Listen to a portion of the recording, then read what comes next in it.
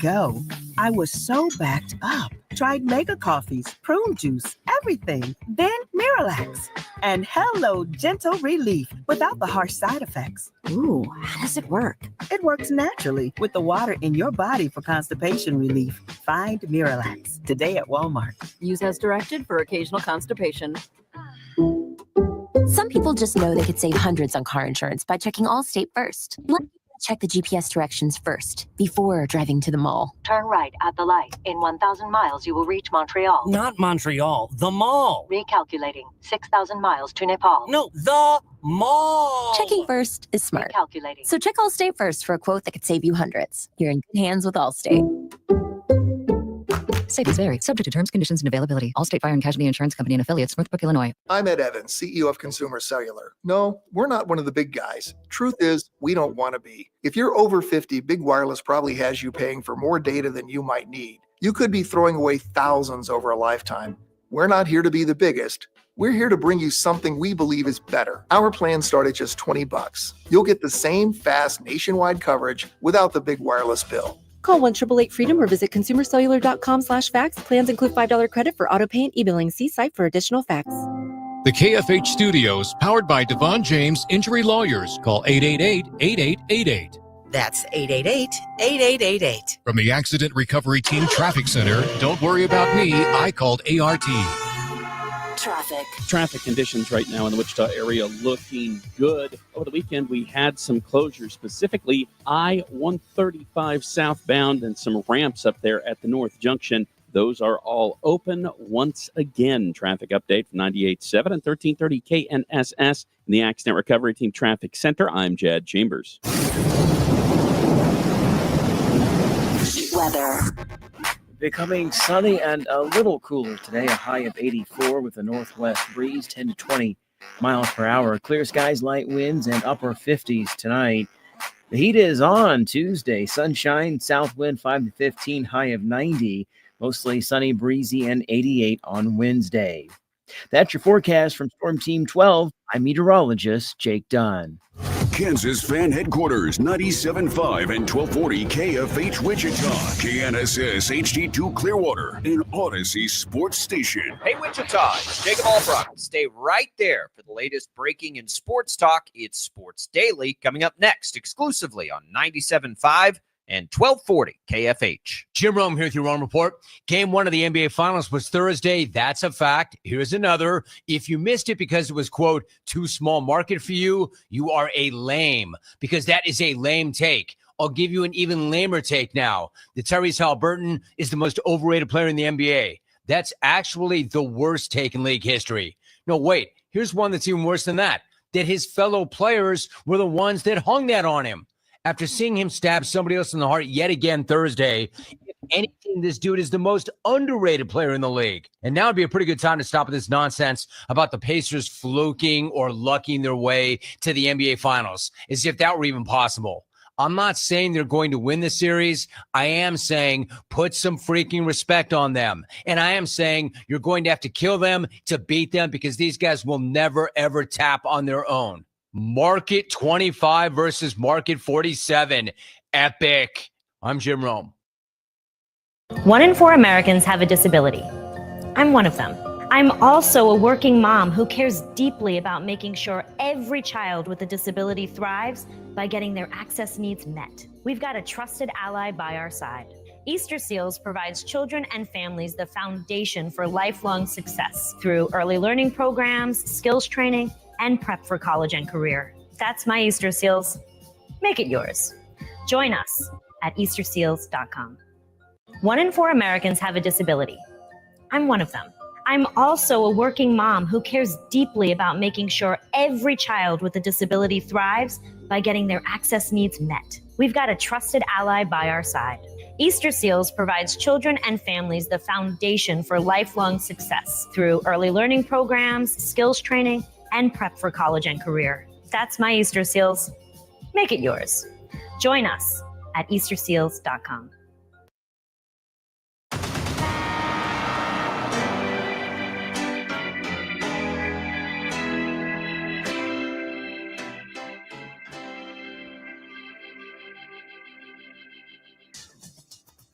Now, from Wichita's most listened to sports radio, 97.5 and 1240 KFH. This is Sports Daily with Jacob Albrock and Tommy Kester.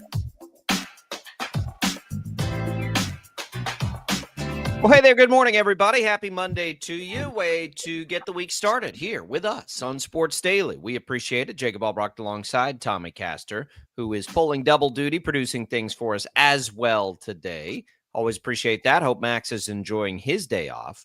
We have a lot to get to over the course of the next few hours with you here on Sports Daily.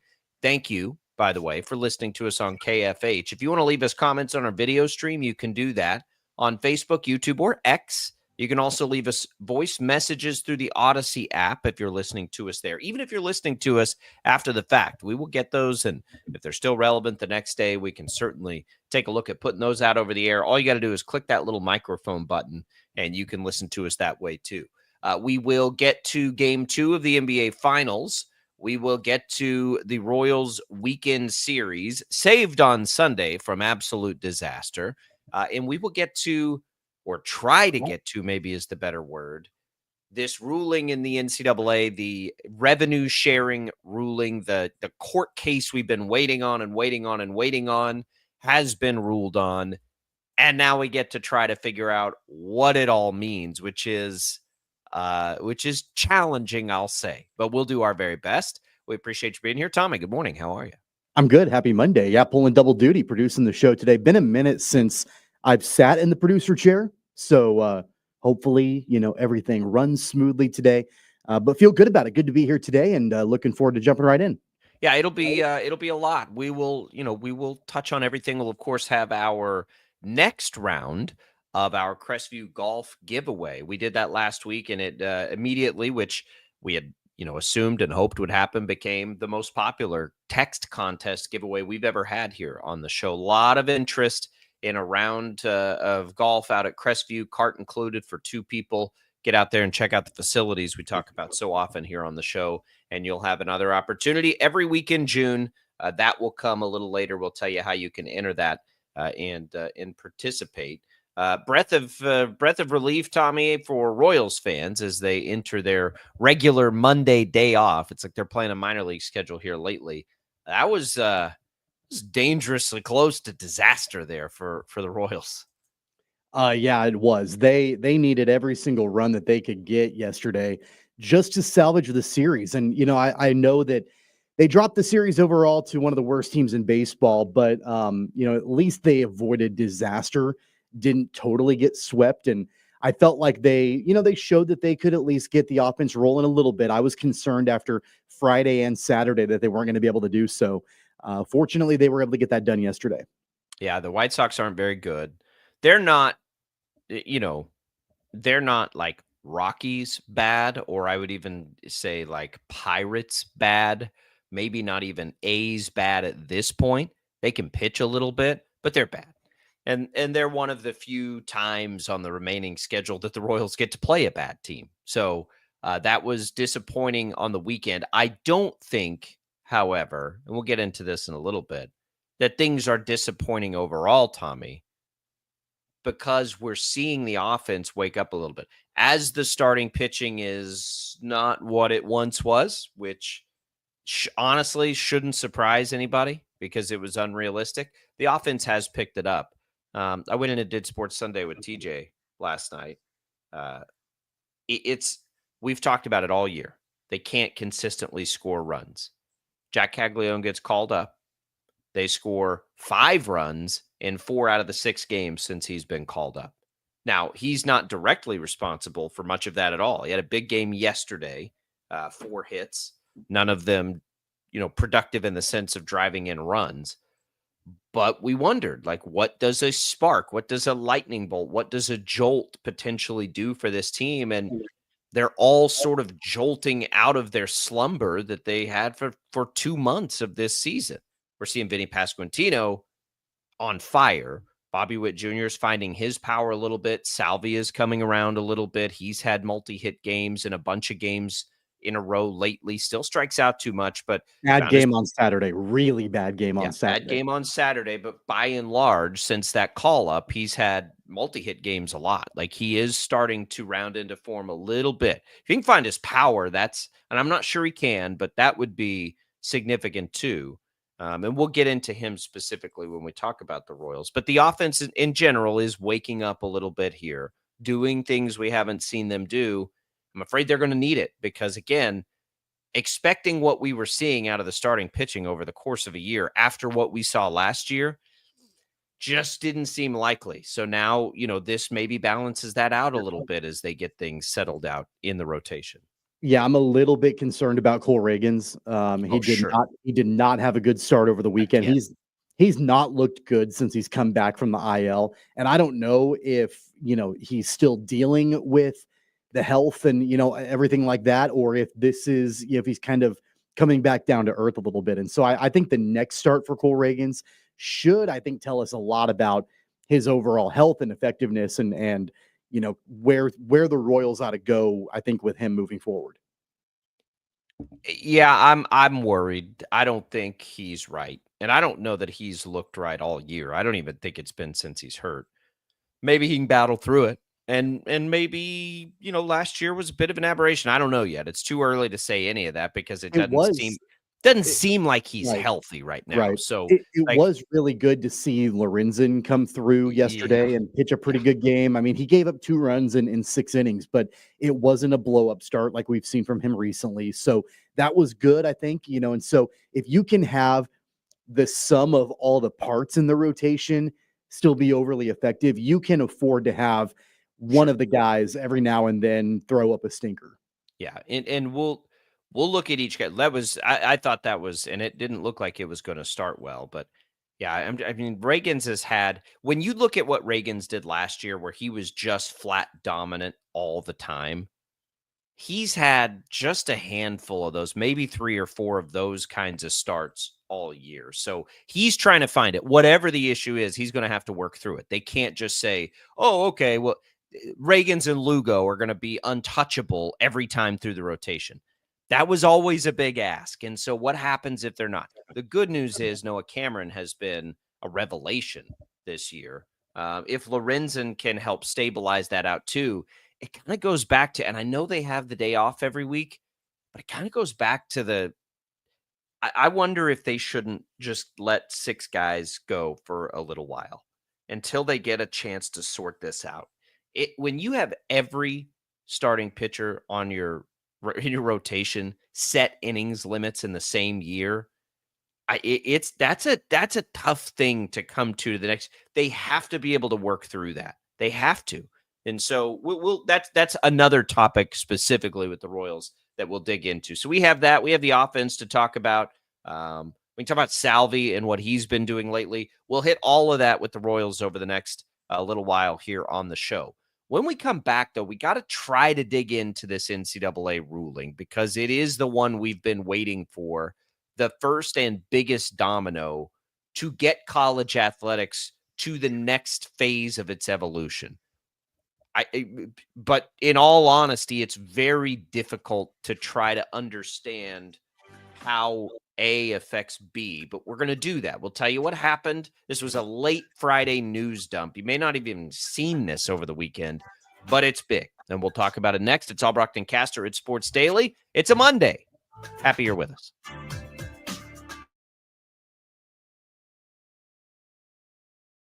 Lightning, hail, tornadoes, flooding. It's the worst of severe weather, and it's coming. Spring brings warmer temperatures, but also dangerous weather conditions. Stay up to date day or night with the Storm Team 12 weather app. You'll get accurate forecasts, so you can plan ahead and stay safe, no matter the weather. Download the Storm Team 12 weather app, brought to you by Stutzman's Greenhouse. The future of television has arrived. Next Gen TV is here with stunning video, movie theater quality sound, enhanced voice clarity, and interactive features, all upgradable for the future. Learn more at watchnextgentv.com. Sometimes people tell us, I don't get it, it's just tea. But let me tell you, we are so much more than just tea. With 20 plus flavors of sweet and unsweet iced tea, the possibilities are endless. Come on in and try them all for free to find your favorite or get us on the go for your busy lifestyle. And don't miss happy hour every day. So the next time someone tells you it's just tea, tell them to come by and find out why we say, drink tea, be happy. They're not just the canvas of our imagination. They tell a story. Clouds affect the events of your day.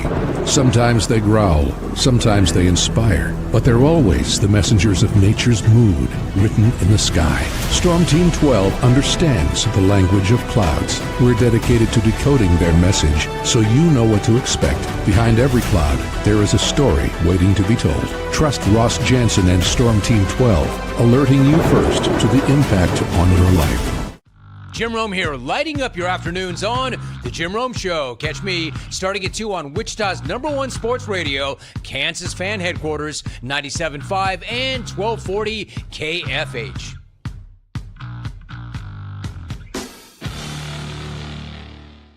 What is GMFB Overtime? It's Peter, Jamie, Kyle, and Akbar breaking down the NFL 5 days a week. It's okay to be excited. It's this, that, and a whole lot of fantasy. It's football for everyone. Weekdays at 10 a.m. on KSCW.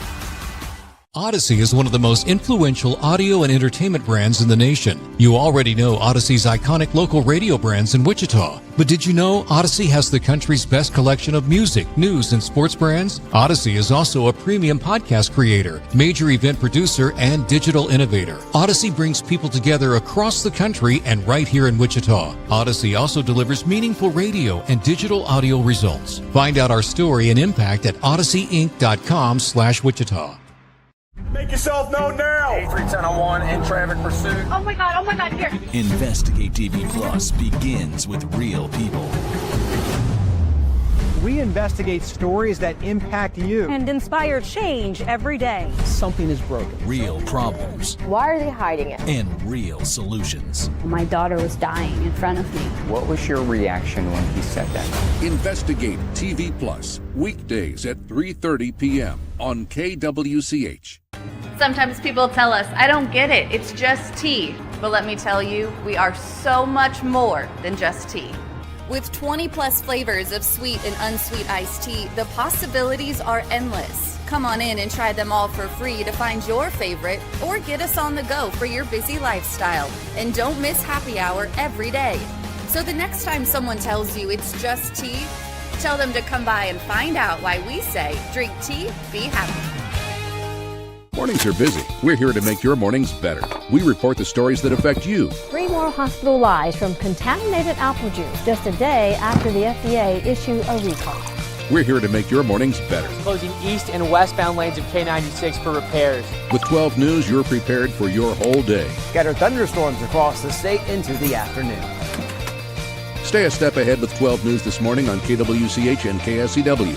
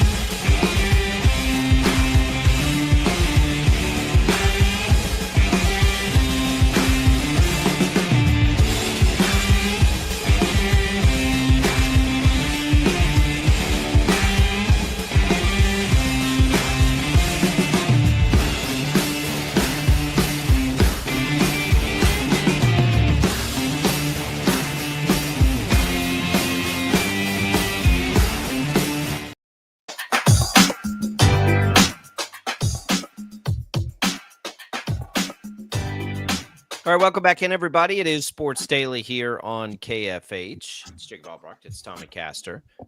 We will get you going on some giveaways as we make our way through Crestview Round of Golf, HTO. So stay tuned for all of that, and we'll dig more into the Royals weekend, the NBA Finals, as we make our way through. But pretty hard, Tommy, not to spend the first full segment a bit of time here on this NCAA ruling. In the least surprising development of all time, it was dropped on a Friday night, which is how these things typically go. It's the one that we've been waiting for. When everybody says the House settlement, the House settlement, the House settlement, this is what they're talking about. We got the House settlement, and it's what we expected, right? There weren't really, that I could tell, any like surprises in the House settlement. It's that they're going to do revenue sharing. Administrators have been preparing for this for at least a calendar year. I think maybe even longer than that. So basically, this just opens the door for some revenue sharing. There are a lot of numbers and details and everything, and we're going to try to navigate you through that and actually what it means, because it's a challenge, honestly. But we'll do our best here. But at the surface, this is behind us now, Tommy, and the sport can move forward. Yeah, I'm hopeful that there are no major changes after this, at least for a while. I think what we've all been waiting for, basically, I think what the entire college athletics landscape has been waiting for quite a while now, is stability and certainty and consistency and all of that, where we can just sort of get back to playing the games, get back to talking about what we should be talking about. And it's been a tumultuous few years with all of this. I mean, going all the way back to conference realignment and then NIL and transfer portal and all the different things that come into play with all of this. Do I think that things will ever be fully 100% settled? Probably not. There's always going to be movement and tweaking and adjusting, but hopefully this does pave the way for, maybe an era of college athletics eventually where we can, have that certainty. We can have that peace of mind that things are at least done and settled for a while. I think it will eventually. I don't think we're done with the tumultuous, chaotic nature of it for at least a couple more years. Because if you just look at what this all means, it's a lot. Like, it's very, very confusing. But the good news is, I from what I can tell, it's what schools have been preparing for. So right out of the gate, the deal itself is this ruling opens the door for schools to share millions of dollars with players, right? That's at the surface. That's what this ruling means, revenue sharing. And so there are a lot of numbers attached to it. There's a $2.8 billion piece to go to back payments for athletes that competed from 2016 to 2024.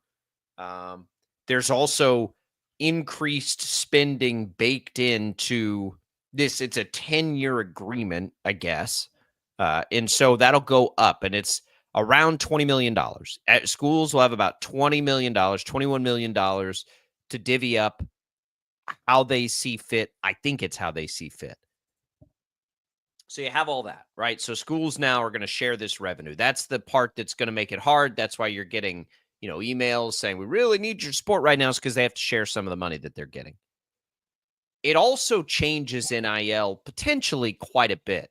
You'll read about, and this is the part to me that gets really dicey with NIL. There's a clearinghouse now. They've hired some major firms to come in to try to help navigate this. Won't be NCAA trying to navigate this. It'll be this group that will come in, and like, if you're going to contribute to NIL, it has to go through this clearinghouse before it can go, and there'll be a fair market value attached to it and all of these things. And that's what they want to do. And that'll probably mean, if from what I read on it, it'll probably mean less big NIL deals, which probably means more lawsuits and more L's for the power, because I don't know legally what standing people think they're going to have when a company wants to endorse. Could you imagine like the same criteria? And maybe it exists, and I don't know, in pro sports though, like, hey, we want Patrick Mahomes to come sell cars for us. We want to give him $10 million. You know what? We think he's actually only worth 3. Like, I don't know how that's going to hold up. I don't think it will. Maybe there's some precedent here. I don't know. That's a big thing to me that still looms in the air is what is this clearinghouse and how will it work? We'll try to get Kevin Saul in to help us understand that at some point, Wichita State's athletic director.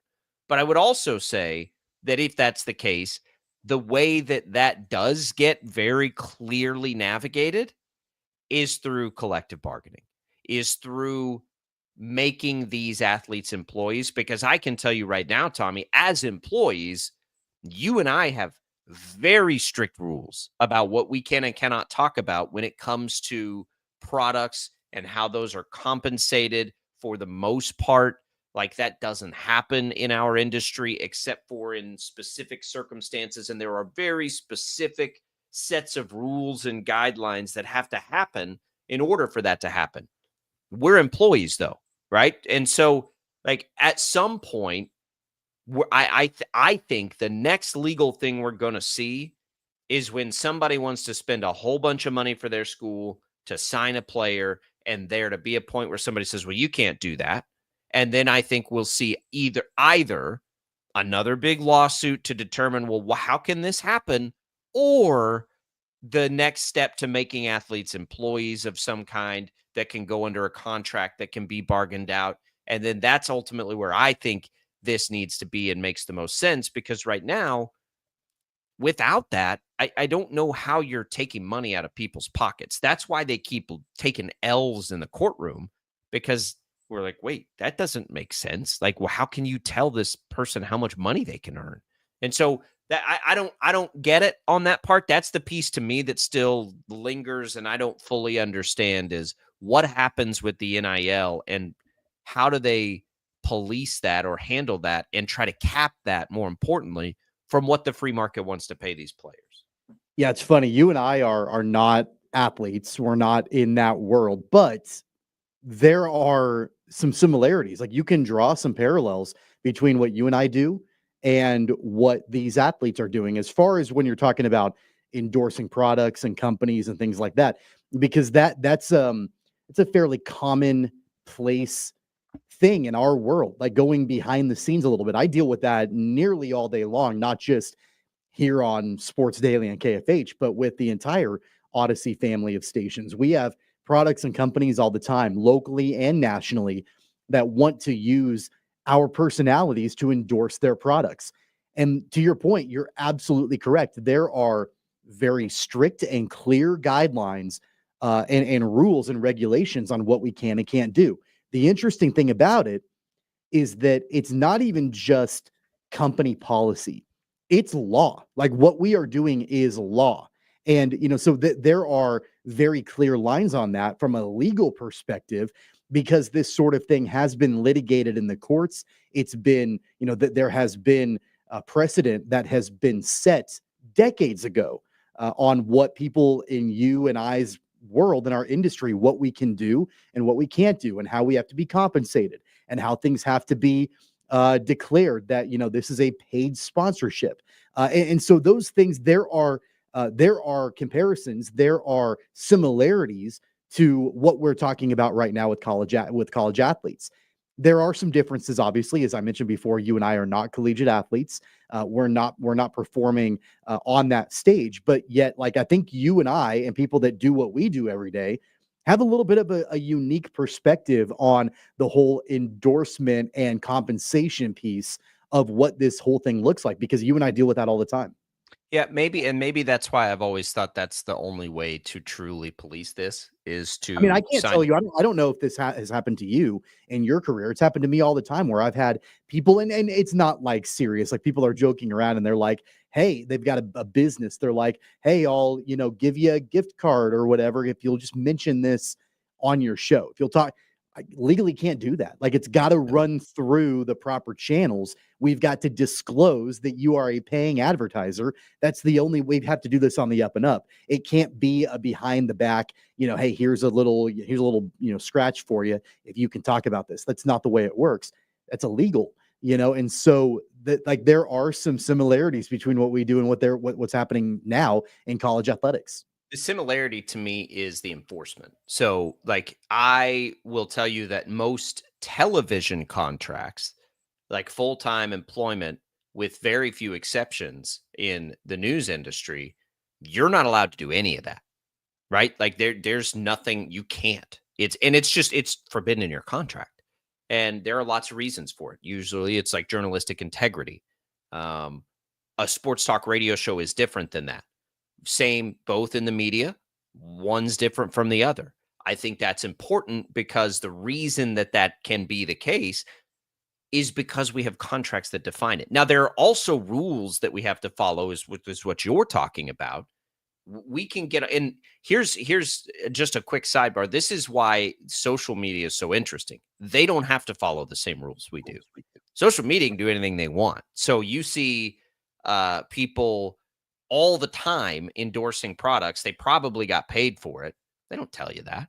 They don't have to. It's social media. They don't follow the same rules. But there's been a big push. Like, why don't they follow the same rules? What are we doing here? Why is some regulated, some not? So anyway, there are different rules in place for different places. There are different rules in place within the same industry, but it's all clearly spelled out. Now, there are legal things here involved with what we're talking about too.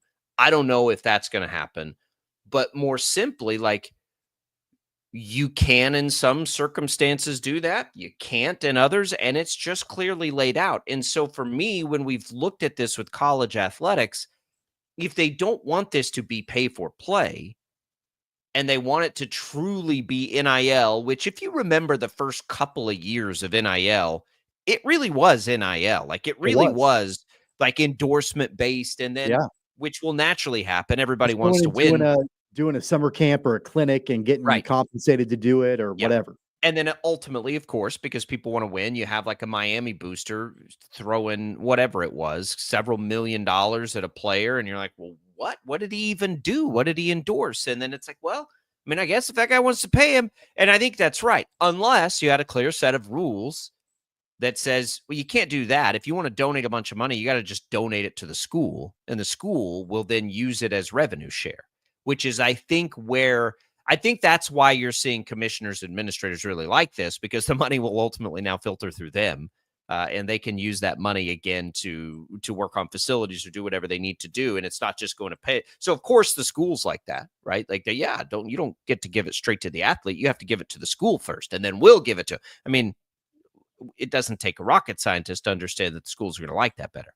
It's not nefarious necessarily.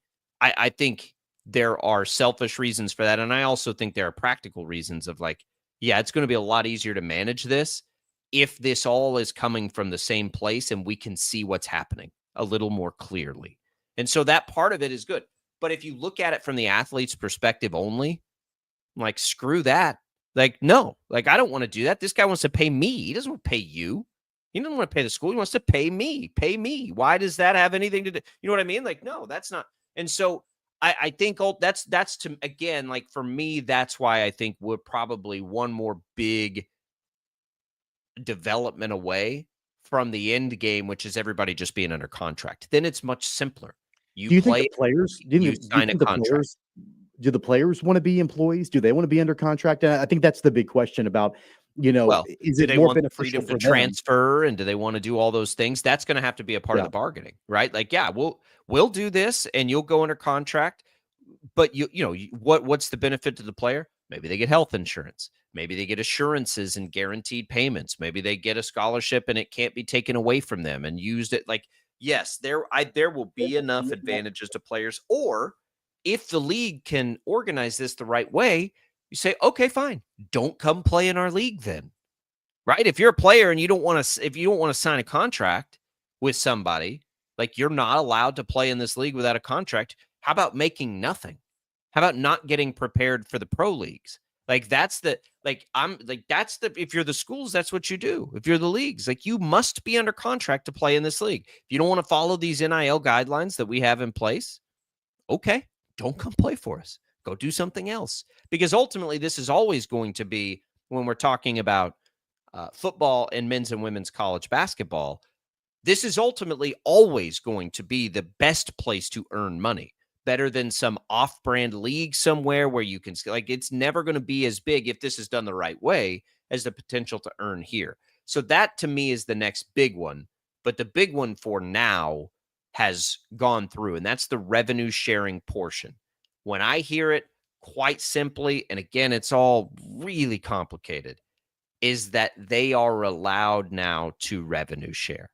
They have to revenue share. However you look at it, I think the big question is how much revenue, but they can. And so that's the first step to setting up, to me, some mutual effort in this to get this thing under control. And if they can do it, and if this new CSC, who we've been talking about a lot lately for college football playoff organization and things, that's the same group that's supposed to organize all this. If they can get it organized, you'll begin to see, I think, some clarity in the portal.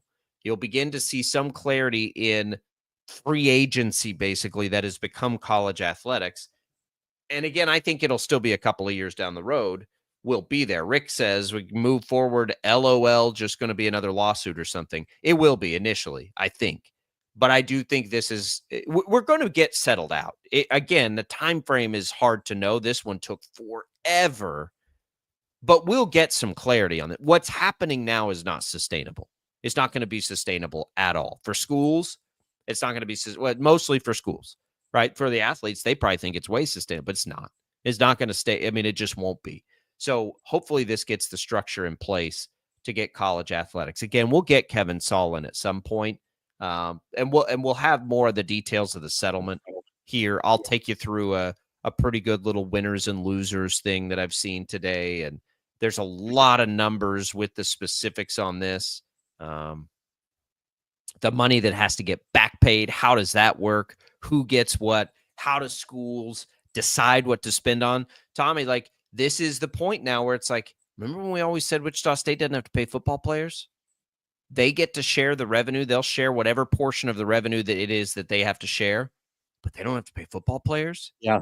Now, all of a sudden, it would be more attractive, I'll bet you, in a lot of situations, for a player to come to Wichita State. In theory, they will have more to spend on men's and women's basketball players because the university is not also having to share that revenue with football players. That's 100 fewer athletes, basically, that are now looking to get a piece of this pie. That feels significant to me. We'll get into that part of it, too. When we come back, though, let's talk Royals a little bit. We'll dig into the weekend series, look ahead. That's coming next. It's Albrocht and Caster on Sports Daily.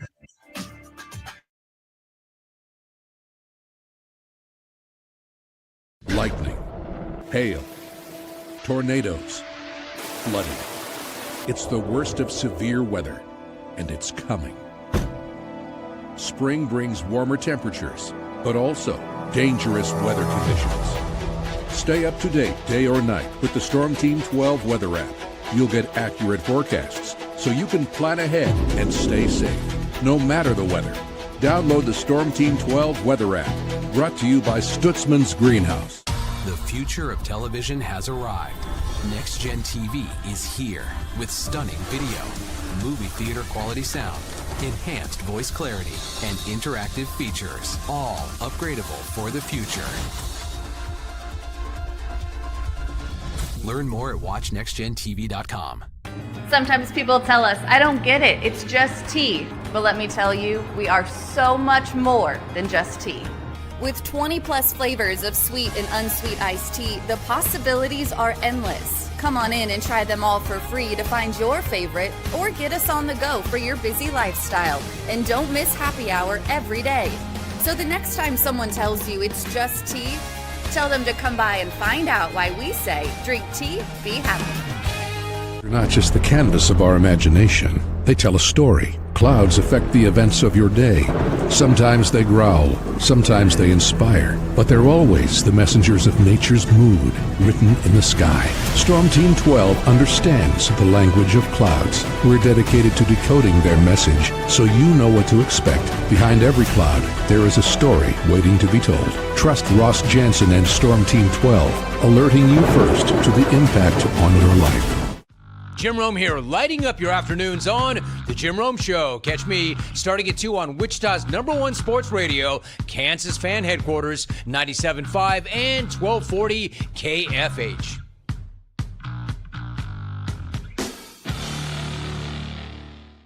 What is GMFB Overtime? It's Peter, Jamie, Kyle, and Akbar breaking down the NFL 5 days a week. It's okay to be excited. It's this, that, and a whole lot of fantasy. It's football for everyone. Weekdays at 10 a.m. on KSCW. Odyssey is one of the most influential audio and entertainment brands in the nation. You already know Odyssey's iconic local radio brands in Wichita. But did you know Odyssey has the country's best collection of music, news, and sports brands? Odyssey is also a premium podcast creator, major event producer, and digital innovator. Odyssey brings people together across the country and right here in Wichita. Odyssey also delivers meaningful radio and digital audio results. Find out our story and impact at odysseyinc.com/Wichita. Make yourself known now. 8310 in traffic pursuit. Oh my God, here. Investigate TV Plus begins with real people.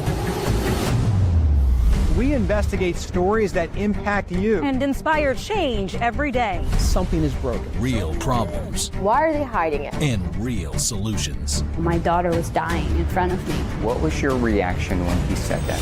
Investigate TV Plus, weekdays at 3:30 p.m. on KWCH. Sometimes people tell us, I don't get it, it's just tea. But let me tell you, we are so much more than just tea. With 20 plus flavors of sweet and unsweet iced tea, the possibilities are endless. Come on in and try them all for free to find your favorite or get us on the go for your busy lifestyle. And don't miss happy hour every day. So the next time someone tells you it's just tea, tell them to come by and find out why we say drink tea, be happy. Mornings are busy. We're here to make your mornings better. We report the stories that affect you. 3 more hospitalized from contaminated apple juice just a day after the FDA issued a recall. We're here to make your mornings better. Closing east and westbound lanes of K96 for repairs. With 12 News, you're prepared for your whole day. Scattered thunderstorms across the state into the afternoon. Stay a step ahead with 12 News this morning on KWCH and KSCW.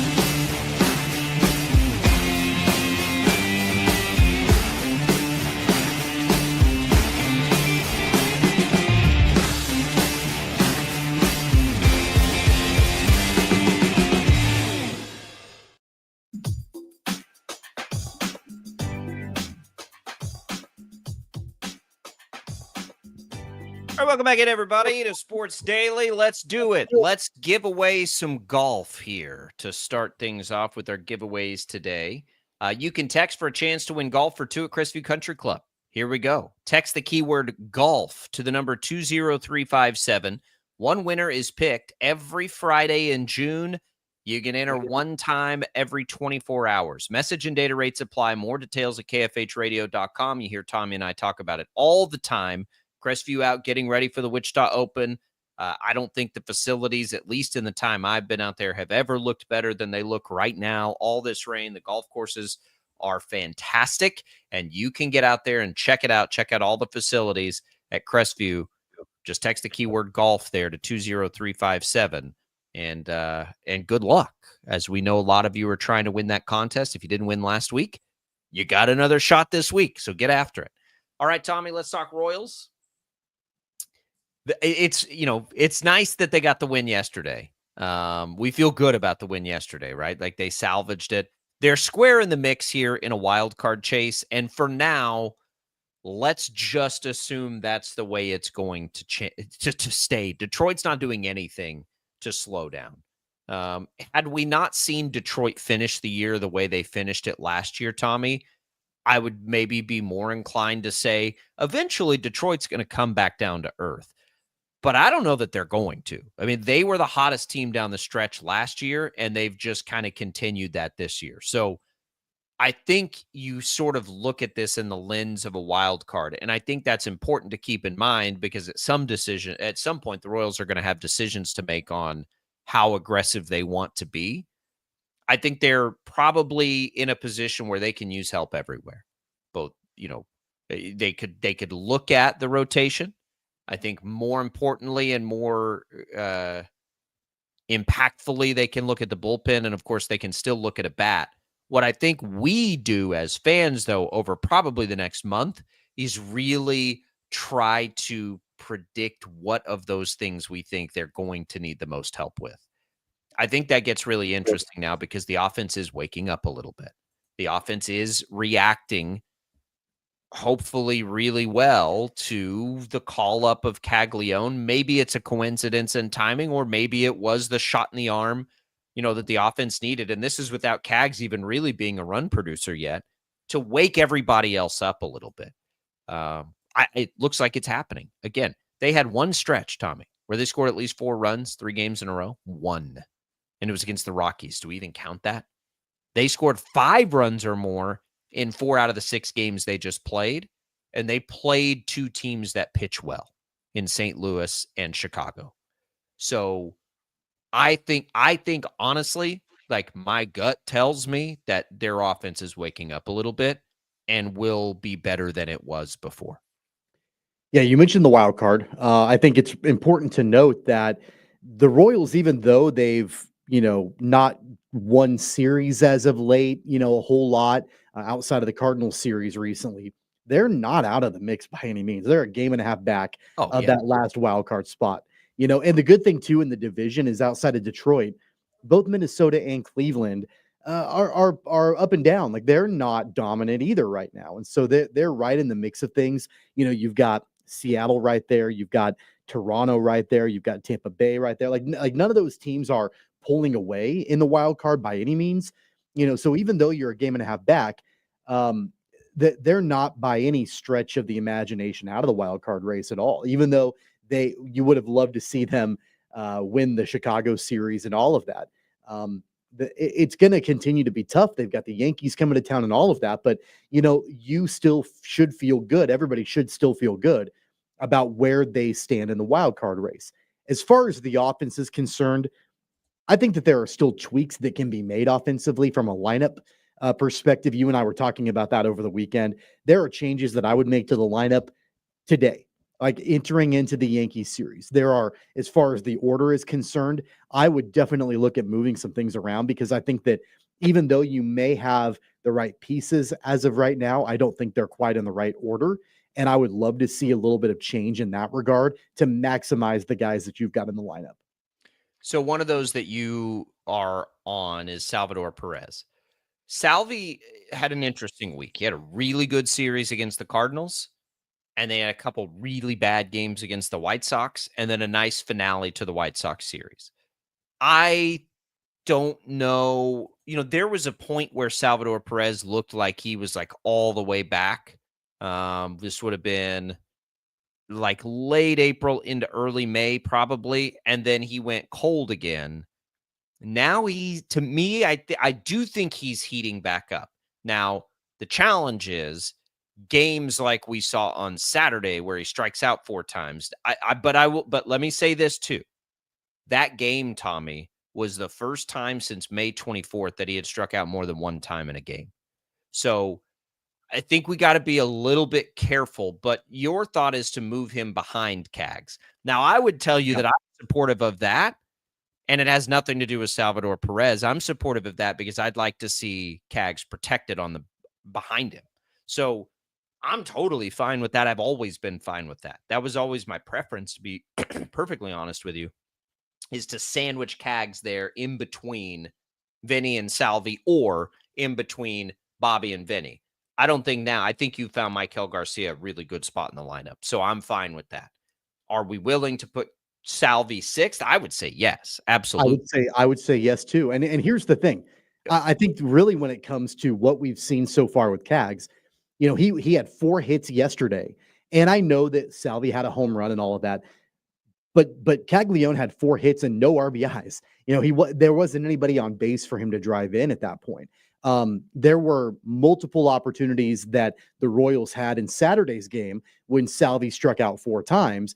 There were at least 2 of those, maybe 3 if memory serves, where Salvi struck out to end an inning and Caglione came up to start the next inning. Now, some of that is just kind of luck of the draw and, whatever.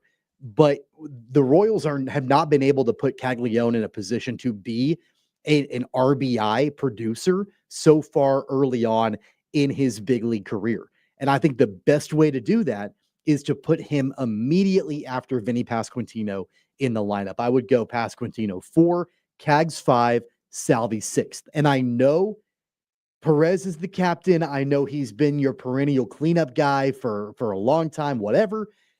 But you've got to have this lineup be the most effective. And there are some teams out there, and we all know the teams that we're referring to, or I'm referring to, where it doesn't particularly matter the order because they've got enough guys in the lineup to be able to produce regardless of the order. It absolutely matters for the Royals on where these guys are positioned.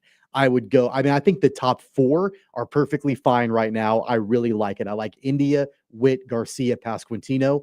I would swap Cags and Salvi, and then you're going to give Caglione an opportunity to drive in more runs that way, and he's protected. The other thing about it, and I don't know how it changed after yesterday's game, but I know after Saturday's game against the White Sox, I saw this stat. I think it was maybe Ann Rogers, one of the Royals beat reporters, tweeted out that almost half of Jack Caglione's at-bats in his career, in his short big league career, he had been leading off an inning.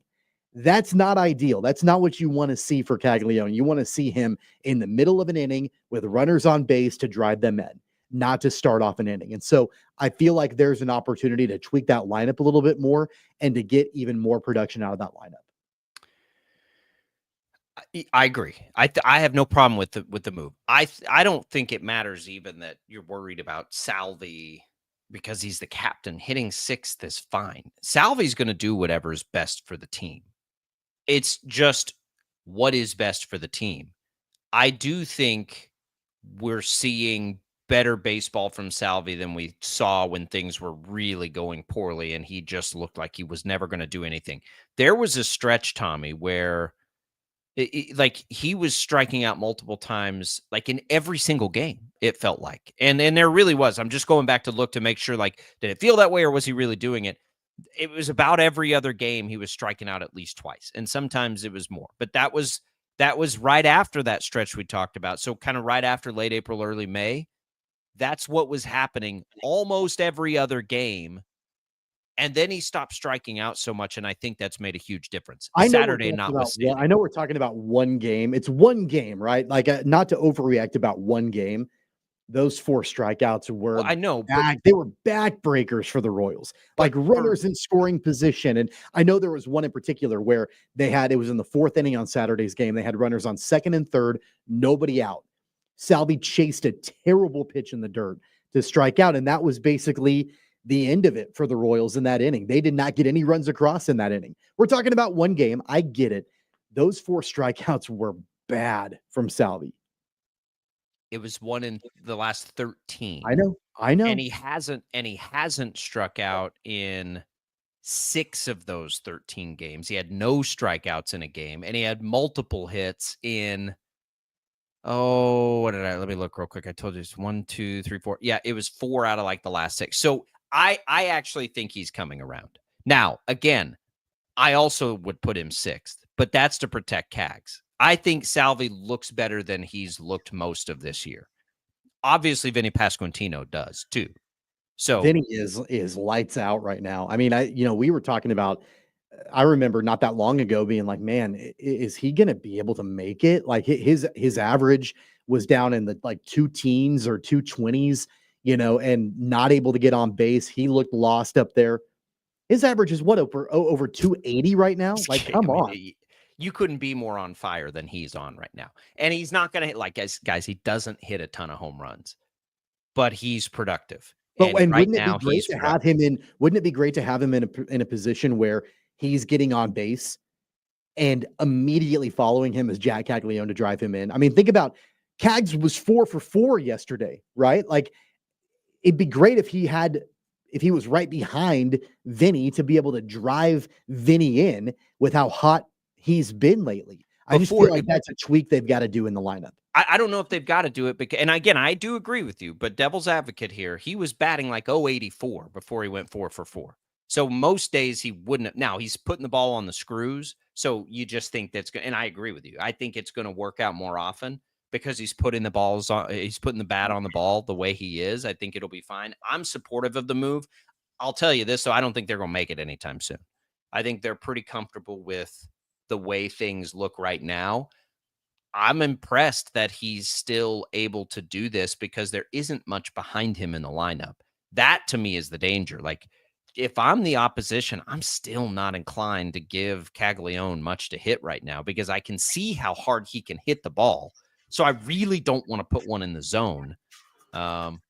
We'll get more into him specifically in the next hour. We're going to come back. Let's talk NBA Finals, which we haven't touched on just yet in the program. That's next on Sports Daily.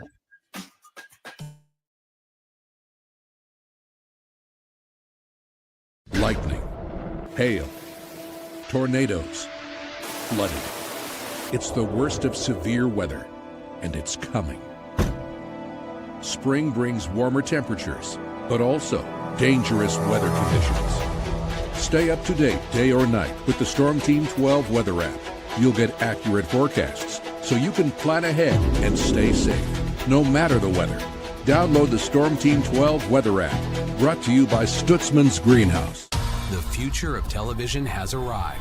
Next Gen TV is here with stunning video, movie theater quality sound, enhanced voice clarity, and interactive features, all upgradable for the future.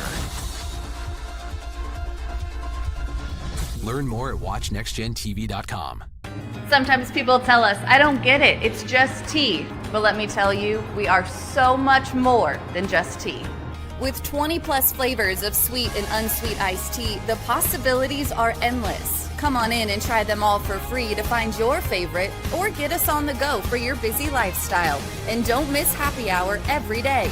So the next time someone tells you it's just tea, tell them to come by and find out why we say, drink tea, be happy. They're not just the canvas of our imagination. They tell a story. Clouds affect the events of your day.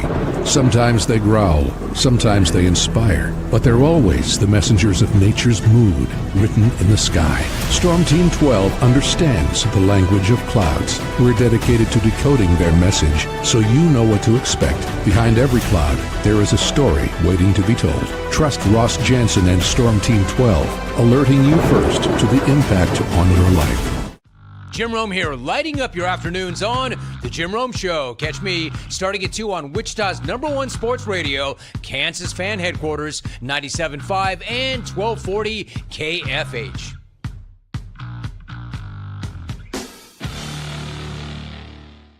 What is GMFB Overtime?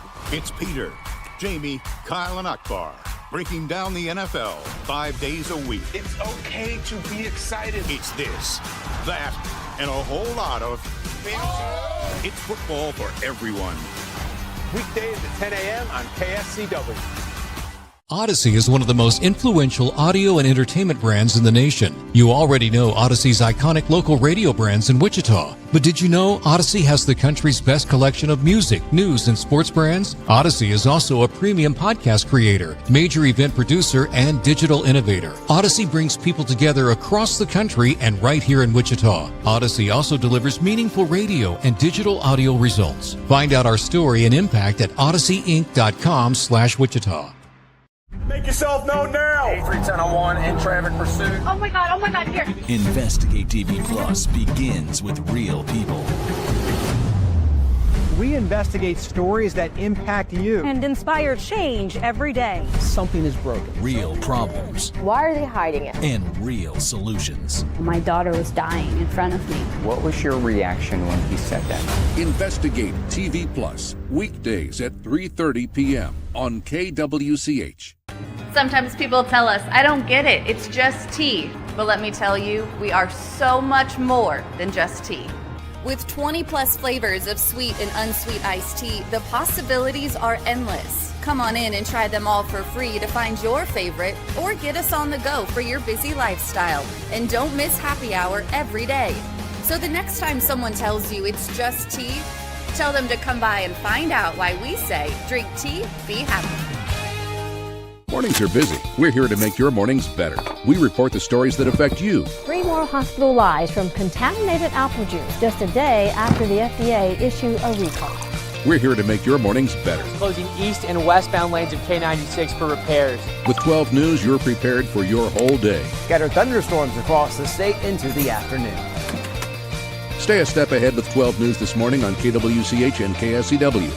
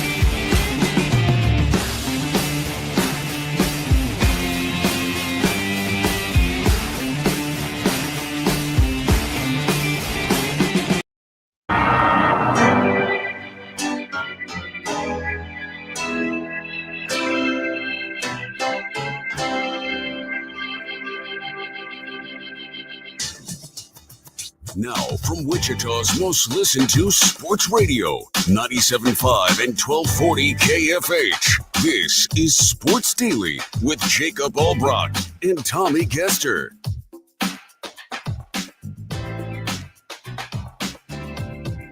All right, welcome back in, everybody, to Sports Daily here for another hour. Glad to have you with us on this Monday, getting you ready for a week. We've talked a little bit about the NCAA ruling. We'll get more into that this hour. We've talked about the Royals. We'll get more into CAGS specifically in his first week in this hour. Before we do either of those things, Tommy, let's talk about the Thunder.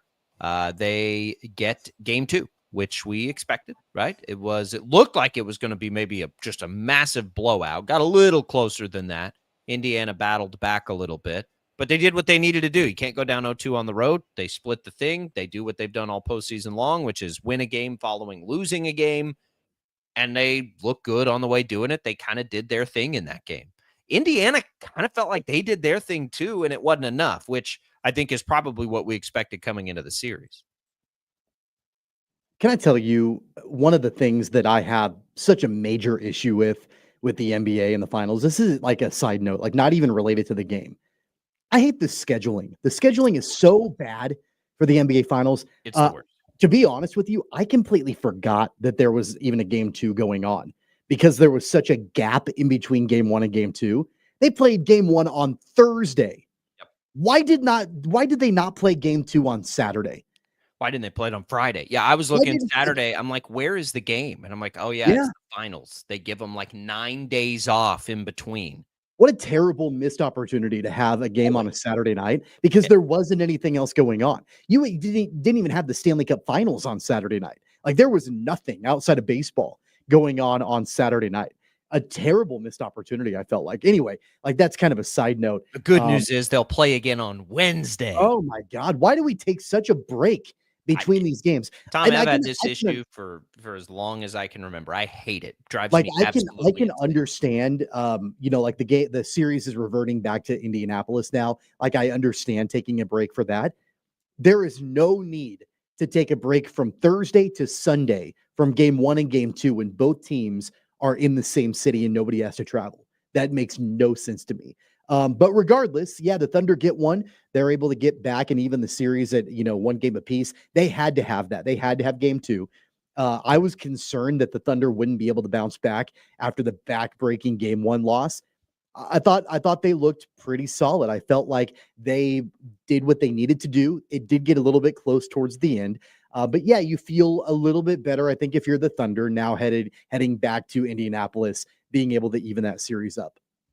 I think it's a pretty good formula for Oklahoma City to win a game, which is to get an early lead like that, right, and just hold on to it. It's what they couldn't do in game 1. They couldn't hold on to it. They did get the early lead. So, like, if I'm Oklahoma City today, yeah, I feel fine. That's how we should be playing these games, right? And if I'm Indiana, I also feel fine, though. I got to be honest. Like, you split on the road. They didn't let game 2 get away from them. If Indiana's going to do more, and I've seen, basketball people say they've got to hit more threes, and maybe that's the case. I don't know that part.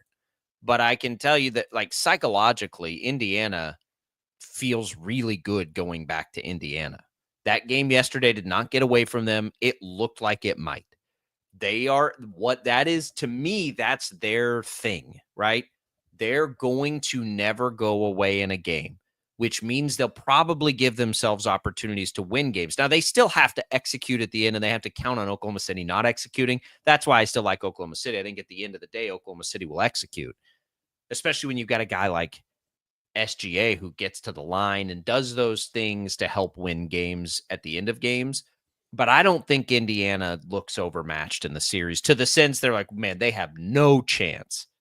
I think they'll hang in these games. I think there's a decent chance they can win 1 or 2 more of them.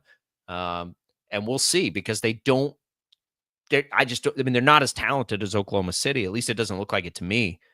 They're going to have to do that if they want to hang around. And I think they can. So it's really kind of which team imposes their will at this point. Yeah. I mean, the biggest thing with the Pacers has been their opportunity to, make the clutch shots. But when they're not in a position to make the clutch shots, when the game has gotten away from them, they've got to claw back into it. And the Pacers have shown they can do it. But if the deficit gets too big, if the hole gets too big for them to dig themselves out of, then they're not in that position to execute late in the game from a clutch perspective. And that's what the Thunder, that's how they should be viewing the remainder of this series. You've got to start games lights out. You've got to get the Pacers in a position to where they can't be clutch because you have extended a lead out so far that they can't come back from it. If you let Indiana hang around, and even hanging around could be a 15-point deficit, a 12-point deficit, somewhere around that world in the fourth quarter, then at that point, Tyrese Halliburton and the entire crew, they feel like they can get back into it. They feel like the door has cracked open and they've got a chance to get back in it and then be clutch down the stretch in the late minutes of a game. But if the Thunder can't get a lead out to a point to where you've then removed that clutch ability and Indiana, I mean, I'm talking like a 20-point plus lead and Indiana can't claw their way back, that's got to be the recipe, I think, for the Thunder moving forward. I think that, yeah, I mean, Oklahoma City just provided us their recipe. I mean, that's exactly what they want to do, what you just described. Like, get out to the early lead and then just maintain it. Indiana's going to give you something late in a game. Like that we have seen now for an entire postseason. That's what they do. If you're Oklahoma City, you just got to make sure that it's not it's not within reach. If the Pacers can hang around and have it be a 2 or 3 possession game with a couple of minutes left, who are you taking? Are you taking the Pacers? Right. You got to feel bad about that. They've done that, right? Like they've done that multiple times. So it is imperative if the Thunder want to win, especially on the road, and if they want to return back to Oklahoma City with a lead, with a chance to clinch and win the championship, they've got to keep Indiana at arm's length throughout the entire game, maintain a lead, get out early. Because again, if it comes down to a couple possession game down the stretch, I don't know anybody that's not going to take Indiana in that scenario. Oklahoma City is a 5.5-point favorite on the road in game 3. Like there's a pretty good chance Oklahoma City covers that number.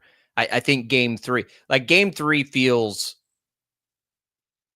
pretty important for Indiana, but it also, to me, like if you're Oklahoma City, now's your chance to really do something.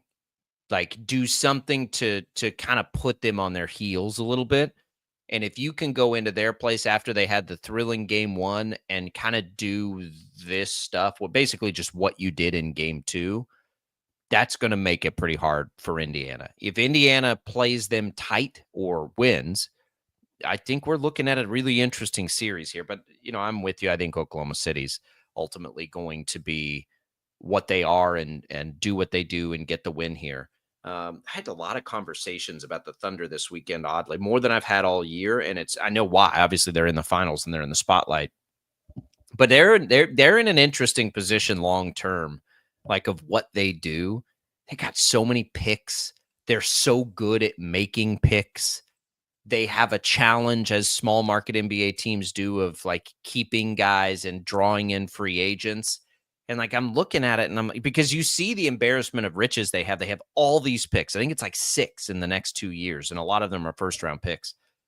And you're like, well, they should trade all those and flip them for a star. But man, I kind of think as I'm watching it, they should just use all their picks because they're so good at it, and just get ready for the inevitable that they can't keep everybody. And so they just keep replenishing them. Did we talk about this last week? Like they remind me so much of what San Antonio was able to do for all of those years. They just kind of picked one guy. And then like there were 3 different versions of the Spurs that won championships, right? And it did it over, I don't know, what was it, 4 in 15 or 20 years?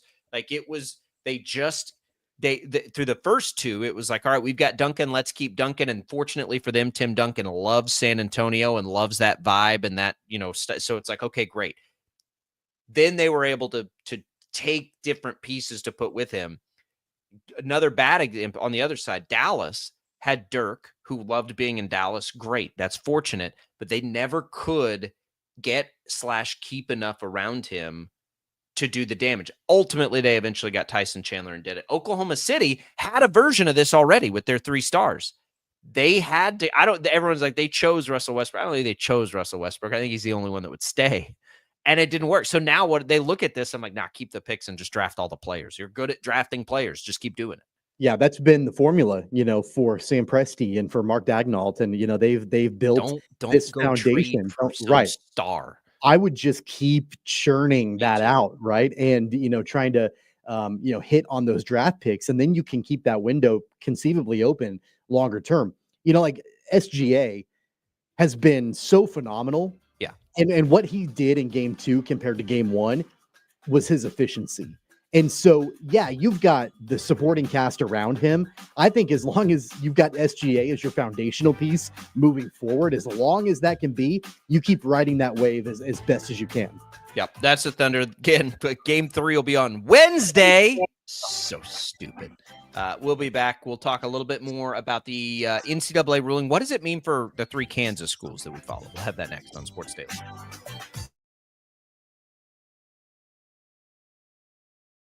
lightning, hail, tornadoes, flooding. It's the worst of severe weather, and it's coming. Spring brings warmer temperatures, but also dangerous weather conditions. Stay up to date day or night with the Storm Team 12 weather app. You'll get accurate forecasts so you can plan ahead and stay safe, no matter the weather.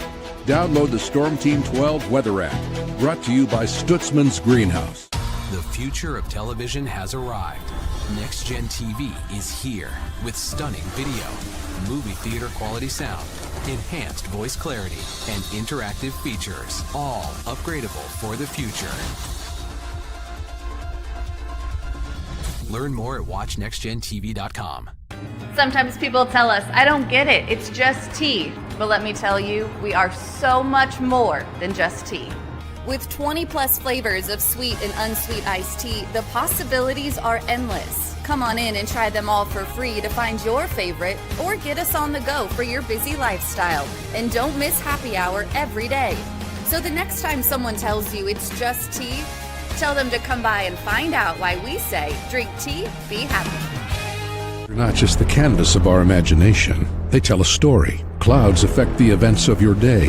Sometimes they growl, sometimes they inspire, but they're always the messengers of nature's mood written in the sky. Storm Team 12 understands the language of clouds. We're dedicated to decoding their message so you know what to expect. Behind every cloud, there is a story waiting to be told. Trust Ross Jansen and Storm Team 12, alerting you first to the impact on your life.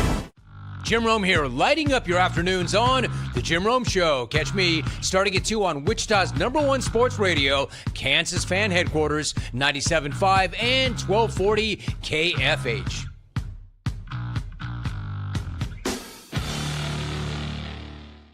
What is GMFB Overtime? It's Peter, Jamie, Kyle, and Akbar breaking down the NFL 5 days a week. It's okay to be excited. It's this, that, and a whole lot of fantasy. It's football for everyone. Weekdays at 10 a.m. on KSCW. Odyssey is one of the most influential audio and entertainment brands in the nation. You already know Odyssey's iconic local radio brands in Wichita. But did you know Odyssey has the country's best collection of music, news, and sports brands? Odyssey is also a premium podcast creator, major event producer, and digital innovator. Odyssey brings people together across the country and right here in Wichita. Odyssey also delivers meaningful radio and digital audio results. Find out our story and impact at odysseyinc.com/Wichita. Make yourself known now. 831001 in traffic pursuit. Oh my God, here. Investigate TV Plus begins with real people. We investigate stories that impact you. And inspire change every day. Something is broken. Real problems. Why are they hiding it? And real solutions. My daughter was dying in front of me. What was your reaction when he said that? Investigate TV Plus, weekdays at 3:30 p.m. on KWCH. Sometimes people tell us, I don't get it, it's just tea. But let me tell you, we are so much more than just tea. With 20 plus flavors of sweet and unsweet iced tea, the possibilities are endless. Come on in and try them all for free to find your favorite, or get us on the go for your busy lifestyle. And don't miss happy hour every day. So the next time someone tells you it's just tea, tell them to come by and find out why we say, drink tea, be happy. Mornings are busy. We're here to make your mornings better. We report the stories that affect you. 3 more hospital lies from contaminated apple juice just a day after the FDA issued a recall. We're here to make your mornings better. Closing east and westbound lanes of K96 for repairs. With 12 News, you're prepared for your whole day. Scattered thunderstorms across the state into the afternoon. Stay a step ahead with 12 News this morning on KWCH and KSCW.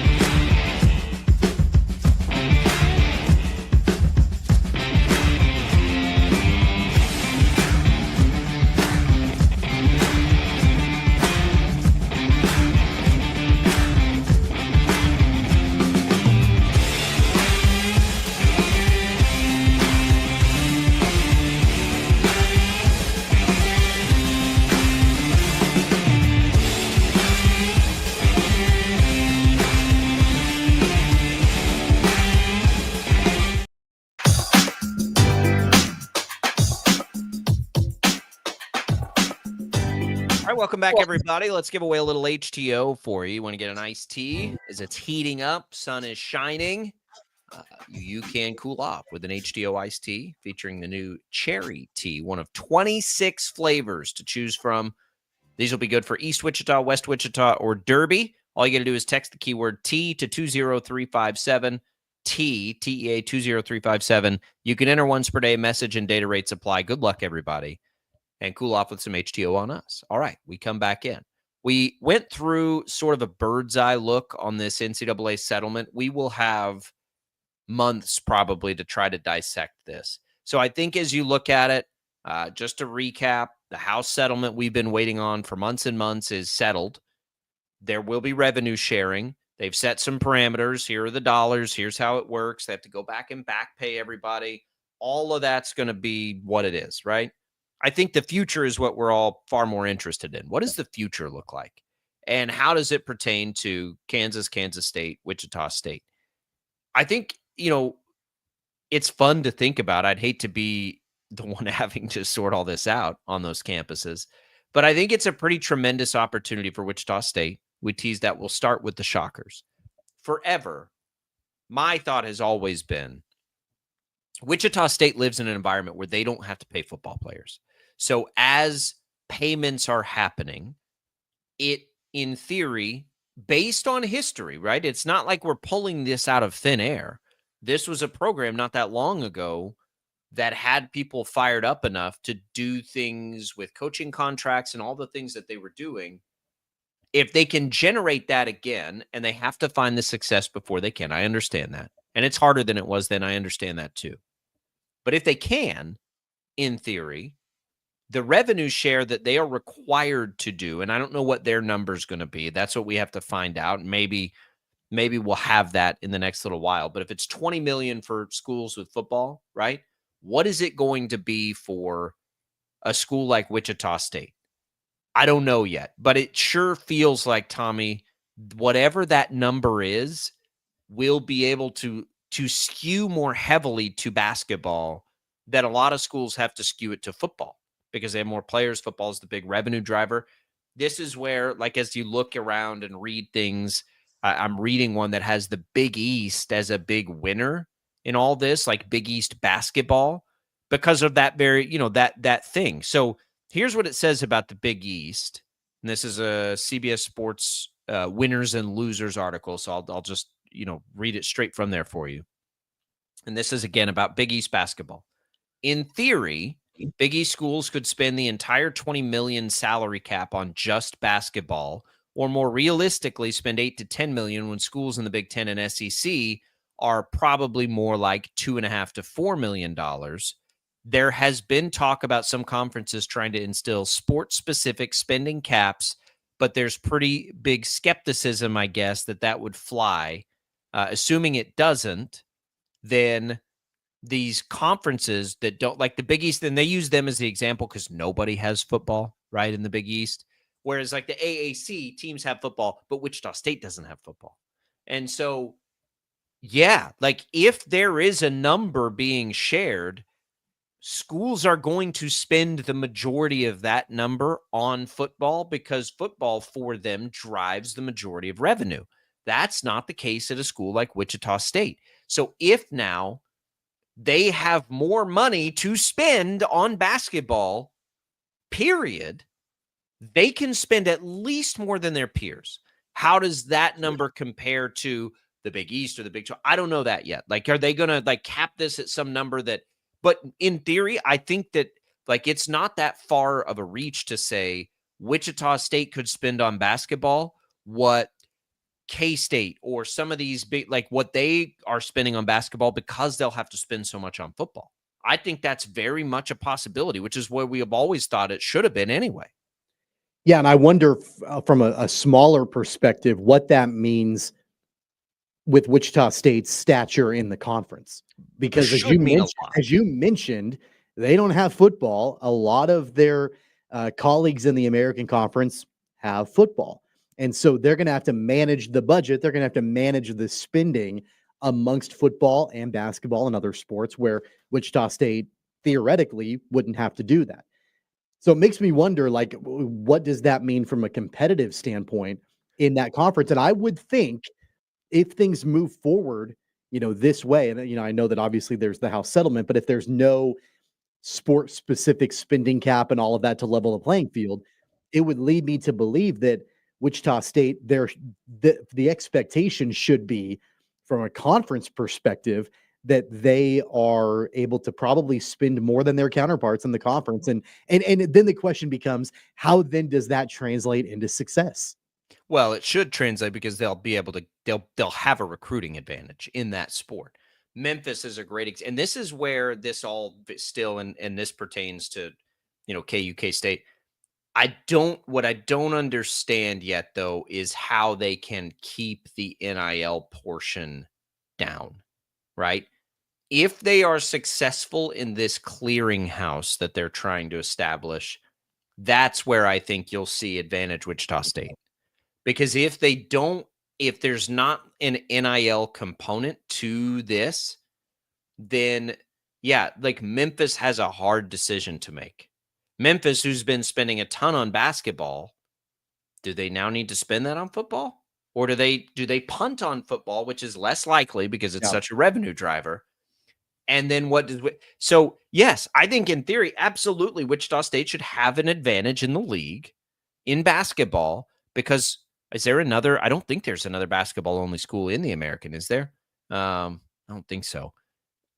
They should have more of a budget than these other schools. Now, there also could very well be a lessening of their cap because they don't have football. Again, there's so much of this where we're just like, okay, well, yeah, if 20 million's the cap when there's football, is 20 million the cap when there's not football, or is it 8 million? Even then, like, even if that's the case, I still would think they'll spend more on basketball than their peers, even if that does happen, which is probably likely in this, because Wichita State can't share $20 million. They don't make $20 million because they don't have football.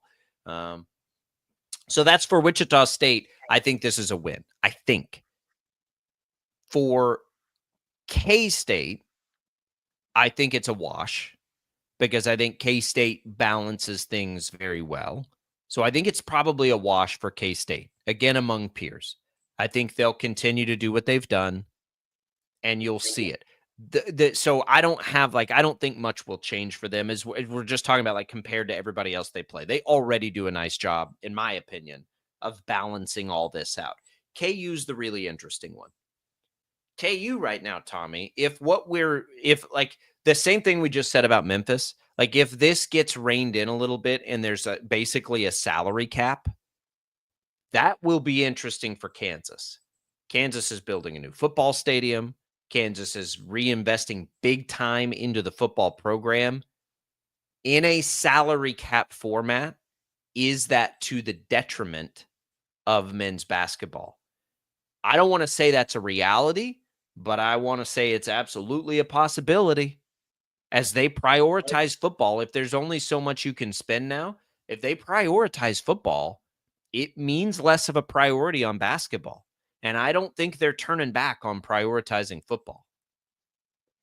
Yeah, they're absolutely not. I think that it would be much more of a detriment to Kansas if we were looking at the Kansas football program from 4 years ago, 7 years ago, when they were in the depths, because there was not much revenue coming in.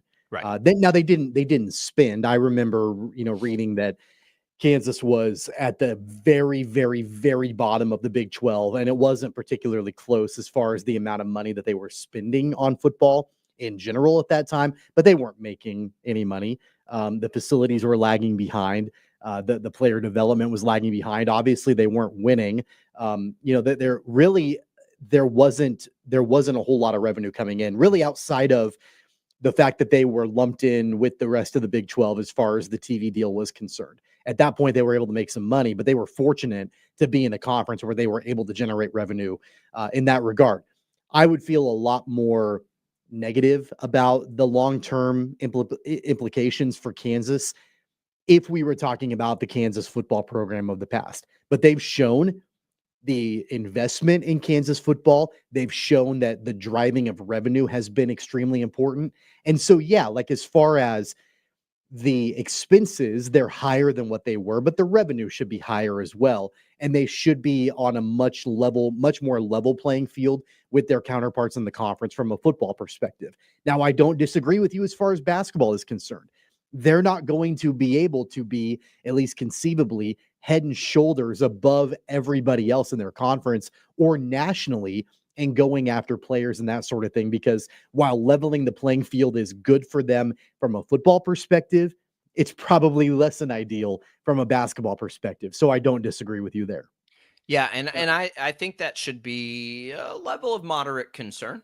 I always used to ask KU fans when I first got here, like, what would you rather? This was during the Big 12 streak, right? When they were on the streak. I said, what would you rather see? A bowl game or the streak continue? Like because the streak was this thing, right? Like it was this very tangible thing. And to me, it was one of the most impressive things we've ever seen. The streak of conference titles. It's like, what would you rather have? The streak end, but you make a bowl game? Most KU fans said they would be happy for the streak to end if it meant a bowl game. Like at that point, things had been so bad. Yeah. And I bring that up because I do think as much as most of us, K-State fans notwithstanding, love the lore of KU basketball and the blue blood status and all of that.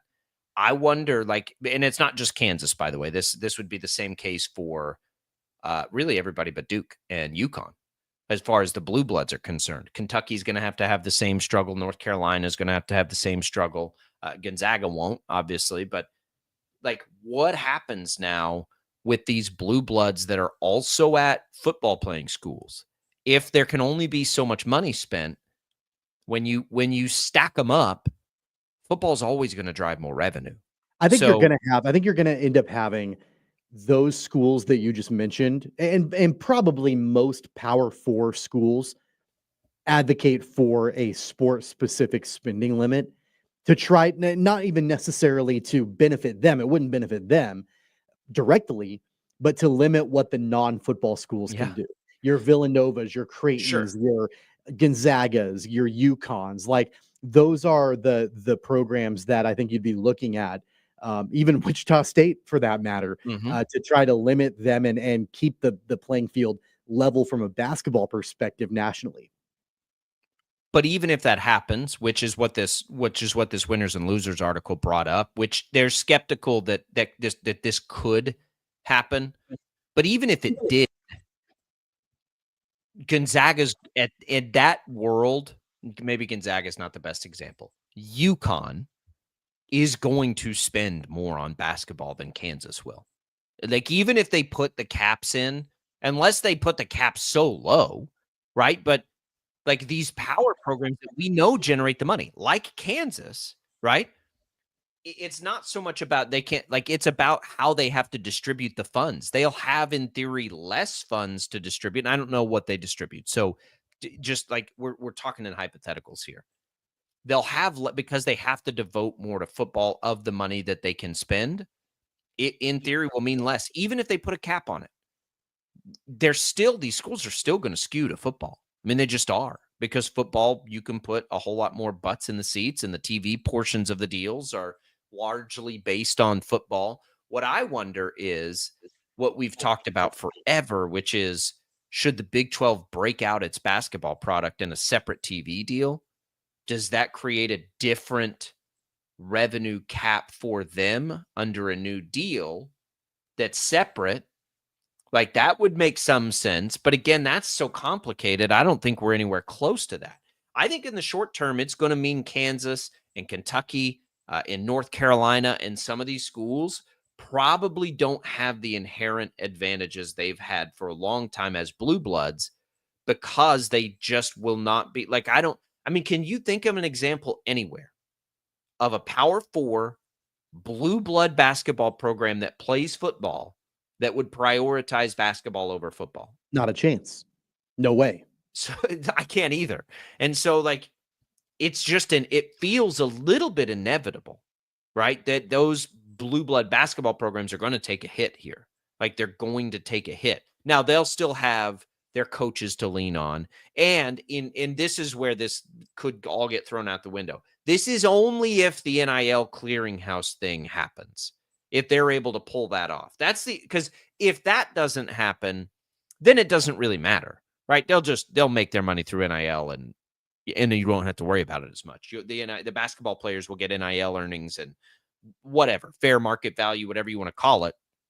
And honestly, like, if you're talking about it, if I'm a company that wants the most bang for my buck as far as the NIL space with athletes, it would be a shoe company with college basketball players. That's where your biggest return is, I think. They could like what we've seen. What did Cooper Flag had he had a New Balance deal, right? You're going to tell me that that's not fair market value, whatever it is that New Balance paid Cooper Flag to be in those commercials? A shoe apparel company? When you see what shoe apparel companies are paying NBA athletes, you're going to tell me whatever it wasn't fair market value? Who's Kansas's apparel partner right now? Adidas. Okay. So Darren Peterson's a star, right? He's the highest rated recruit they've ever had. Adidas wants to come in and help him. We're going to fast forward and pretend like he's coming in as we're in this new era. And Adidas says, we want to give him whatever the number is, $5 million. This clearinghouse is not going to be able to say, oh, that's not fair market value. Yes, it is, because Adidas or whoever just paid LeBron James about $1 billion to be their shoe guy. So there's some of that still in play too that may help these blue blood programs. How do you assess fair market value on a men's basketball player? I think it's really, I don't want to say it's impossible. I think we haven't really been in that world officially yet. We've been in that world speculatively for a long time where it's like, hey, I think that this guy's worth that. Or like, you've got all the stories of shoe companies paying players under the table and things like that. And that's a perceived value.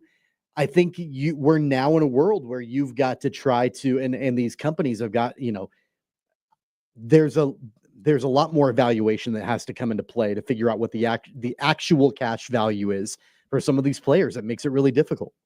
And a clearinghouse telling a company what its value is never makes sense to me. Well, the value is what they're willing to pay. That's what I've always said. So how are you going to say, you know what? That's not actually like what? Okay, like who are you to tell me? You can price something wherever you want to price it. The value is what the customer will pay. Bottom line. Yeah.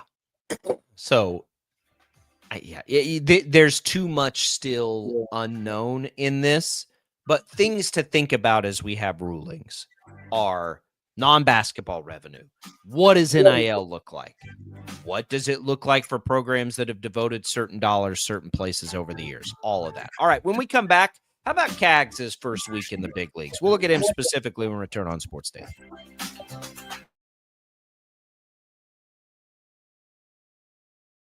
Lightning, hail, tornadoes, flooding.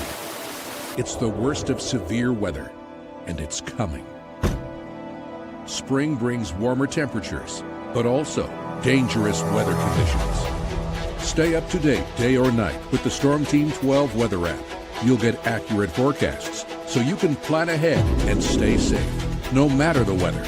Download the Storm Team 12 weather app, brought to you by Stutzman's Greenhouse. The future of television has arrived.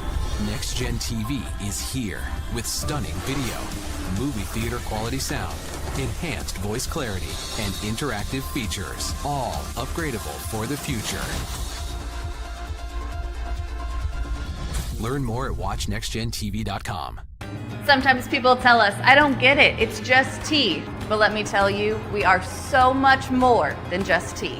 With 20 plus flavors of sweet and unsweet iced tea, the possibilities are endless. Come on in and try them all for free to find your favorite, or get us on the go for your busy lifestyle. And don't miss happy hour every day.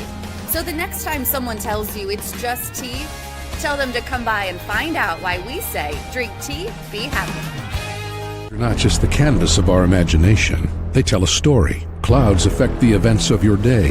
Sometimes they growl, sometimes they inspire, but they're always the messengers of nature's mood written in the sky. Storm Team 12 understands the language of clouds. We're dedicated to decoding their message so you know what to expect. Behind every cloud, there is a story waiting to be told. Trust Ross Jansen and Storm Team 12, alerting you first to the impact on your life.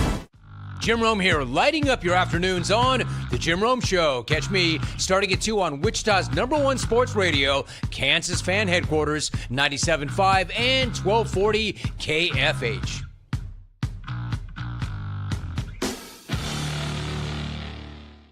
What is GMFB Overtime? It's Peter, Jamie, Kyle, and Akbar breaking down the NFL 5 days a week. It's okay to be excited. It's this, that, and a whole lot of fantasy. It's football for everyone. Weekdays at 10 a.m. on KSCW. Odyssey is one of the most influential audio and entertainment brands in the nation. You already know Odyssey's iconic local radio brands in Wichita. But did you know Odyssey has the country's best collection of music, news, and sports brands? Odyssey is also a premium podcast creator, major event producer, and digital innovator. Odyssey brings people together across the country and right here in Wichita. Odyssey also delivers meaningful radio and digital audio results. Find out our story and impact at odysseyinc.com/Wichita. Make yourself known now. 310-1 in traffic pursuit. Oh my God, here. Investigate TV Plus begins with real people. We investigate stories that impact you. And inspire change every day. Something is broken. Real problems. Why are they hiding it? And real solutions. My daughter was dying in front of me. What was your reaction when he said that? Investigate TV Plus, weekdays at 3:30 p.m. on KWCH. Sometimes people tell us, I don't get it, it's just tea. But let me tell you, we are so much more than just tea. With 20 plus flavors of sweet and unsweet iced tea, the possibilities are endless. Come on in and try them all for free to find your favorite or get us on the go for your busy lifestyle. And don't miss happy hour every day. So the next time someone tells you it's just tea, tell them to come by and find out why we say, drink tea, be happy. Mornings are busy. We're here to make your mornings better. We report the stories that affect you. 3 more hospital lies from contaminated apple juice just a day after the FDA issued a recall. We're here to make your mornings better. Closing east and westbound lanes of K96 for repairs. With 12 News, you're prepared for your whole day. Scattered thunderstorms across the state into the afternoon. Stay a step ahead with 12 News this morning on KWCH and KSCW.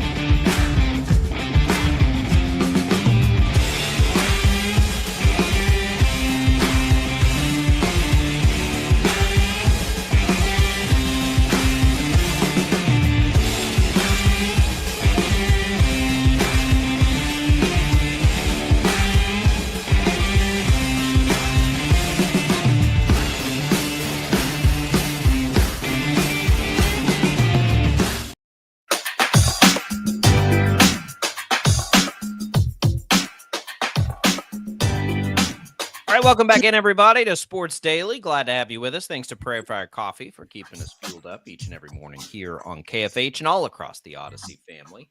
Glad to be here with you. It is All Brockton Caster. Max out today. I assume back tomorrow. Max back tomorrow, Tommy? Yes. We're glad to have Max back when we get him. So this is a pretty fun exercise with Jack Caglione's first week. It was interesting. Yesterday, he raised his batting average 150 points, basically, because he went 4 for 4. Going into yesterday, he was batting 095. So he had 2 hits, Tommy, in 21 at-bats going into yesterday. He had his doubleheader day where it was pretty bad. He had the big double, but he also struck out 3 times. He was just 1 for 8 total. We know that first game he was 0 for 5, and then he went 0 for 4 the next day. He had a hit in Saturday's game, and then he woke up a little bit Sunday. The messaging is pretty clear from the Royals. He's hitting the ball hard. They're good with it.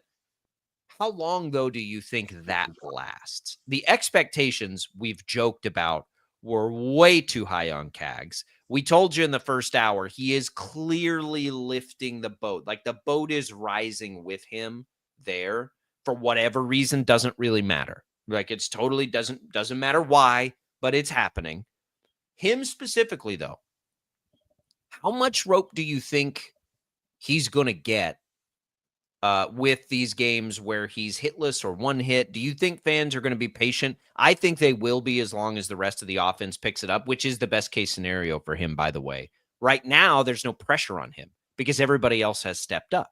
And whether that's directly a result of him or not is impossible to quantify, but it makes it a whole lot better for his acclimation, I think, that's happening, because if there was pressure on him and these things were happening, I think not a weekend, but if we fast forward this a couple more weeks, there would be a little urgency that would not be good for his development.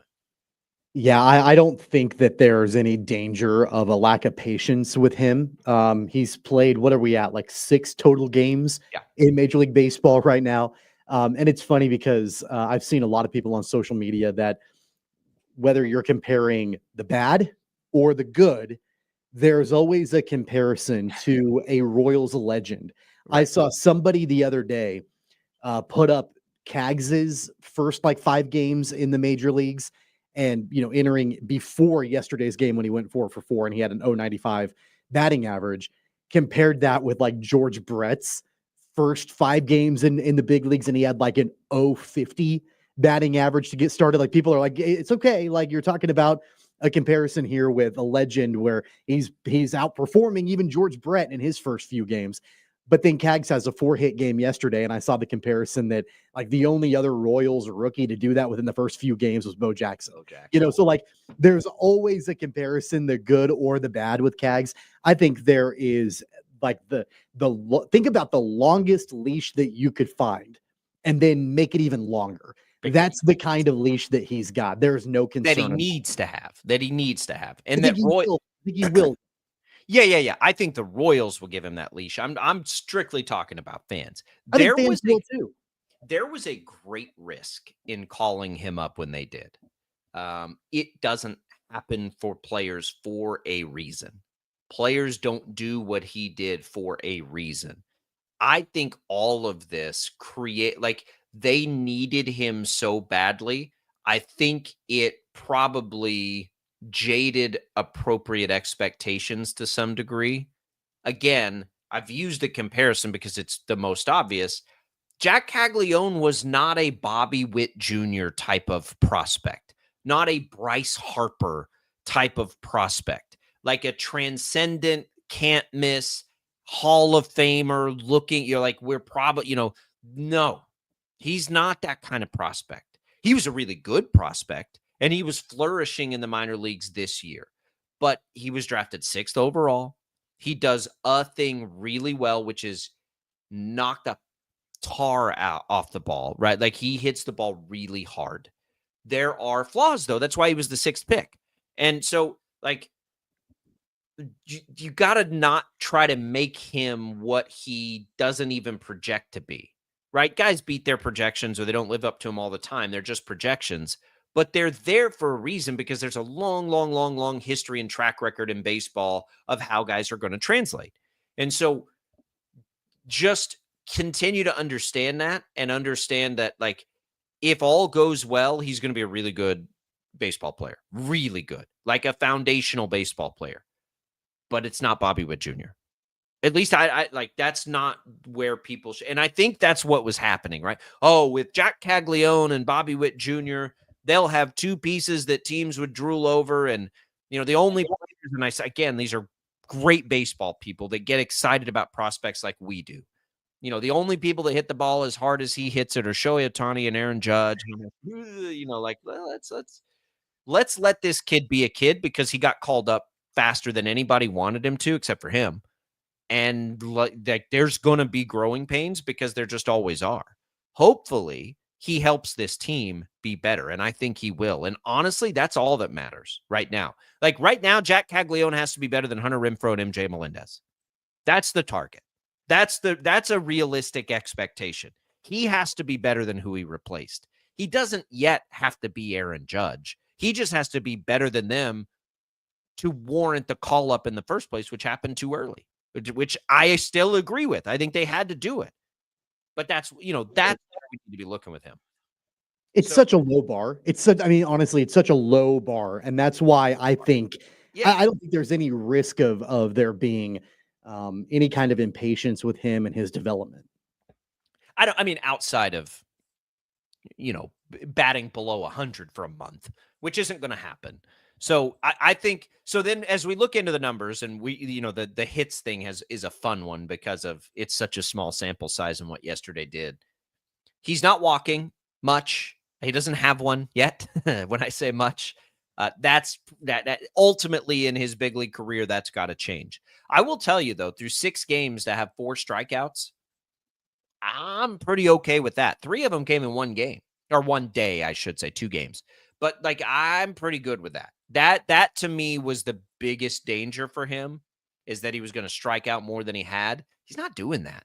And so this chase rate, which is his biggest flaw as a prospect, right now looks like it's not going to be a detriment to him as a big leaguer because yes, as he chases, he's still making good contact.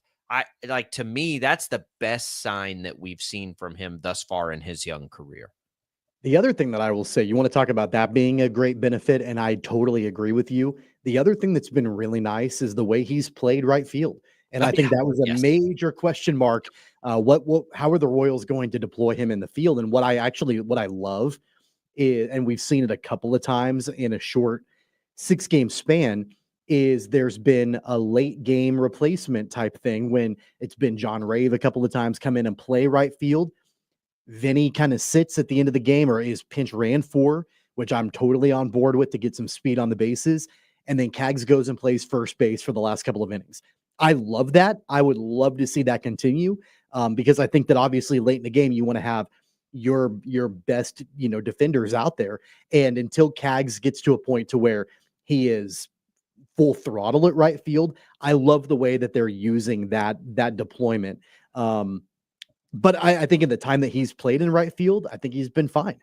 I do too. He's looked fine. And I don't think he's had a chance to test the arm, which remember, this is a power pitching reliever, right? And like he can hum it. So he's going to have an arm out there. I can't wait to see that. And there's skill involved. It's not about just throwing it hard. But yeah, look, the versatility here. And you talked about Salvador Perez, the captain, early. I honestly think that begins with him. Like, just play where you need to be played. Like, whatever you need to do that day, just do it. Because Salvi wants to catch every day. Does he? No. Does he complain about it? I don't think so. But he would love to catch every day. But no, sometimes you're going to DH. Sometimes you're going to play first base. Sometimes you're going to do this. Maikel Garcia, you literally play everywhere. Bobby Witt Jr. only plays shortstop only because he is one of the better defenders we've ever seen. And that's a premium position. Otherwise, I'm sure that if they needed him to go play third base, as he did early in his career, he would be probably just fine to do it. They can't afford to do it. He made a play last night to help save the game. Yeah. We talk about a weapon. So it's been good. I think all things considered, the debut week of Cags went well. Now there's going to be a whole different set of like emotions and everything because he's going to be at home for the first time. By the way, our guy TJ Cleveland will be there Tuesday, so look for his reporting on 12 News. He's going up for the home debut of Cags, which is kind of cool. But he'll have to go through that now all over again, and we'll see how that goes. It'd be cool if he gets that first home run at Kauffman. And they're playing the Yankees. I mean, we'll talk about it more tomorrow, getting ready for the series. That's a difficult series, right? Like, anytime you're I playing, haven't even looked at the pitching matchups yet. playing a loaded team, like the Yankees and a guy like Aaron Judge and all of that, it's, there's a big spectacle with Cags' debut in general. But then you look at the opponent and the fact that, the Royals, their offense has started to come alive, but you're taking on a big time opponent in the Yankees. It's going to be really critical. Let me look real quick because I think Rodon pitched last night, so they'll miss the Yankees' best. Well, you could say Fried's their best starter, but yeah, you're feeling decent about your pitching matchups there, especially if Reagans bounces back in any way. But you've got Bubic, Reagans, Lugo, and you don't face Rodon there for them. It's a good opportunity for the Royals. A big week, and again, yeah, you're right. We'll get into it tomorrow because you finish it with the A's, another like the White Sox team that you ought to sweep, but. Especially playing them at Kauffman. You go play out in Oakland in that weird ballpark. That's one thing. Sacramento. You get that team at home. You need to be taking advantage of that. But the Yankees could be. Look, it's a big, fun, awesome, happy. It's always fun when the Yankees come to town, especially now when they're good again. And it'll be a challenge for these pitchers. Thank goodness you're not playing them at Yankee Stadium. I'll say that. That's. Also, as a Braves fan, I throw up in my mouth every time I think about Max Fried pitching for the Yankees, and of course that's going to happen this week. He's been phenomenal. It's rough. It's he and Bubic right now, wouldn't you say? The leaders for the absolutely 100% AL Cy Young. Yeah. Yep. So I wish they were playing it. I wish they were pitching up against each other. That would be really cool. But they're not. We'll get to it tomorrow. It is fun. I hate the Yankees as much as any good red-blooded American, but it is fun when they're the opponent. That's why I hate them. There aren't very many teams that can do that across sports. The Yankees are 100% one of those teams, and they're good again, and that's going to make for fun. Get the Cags debut now with a big home run against the Yankees. That place is going to go ballistic. It'll be fun, and it'll be packed, I assume, like it always is when the Yankees are in town. All right, we'll come back. More Sports Daily. Don't go away.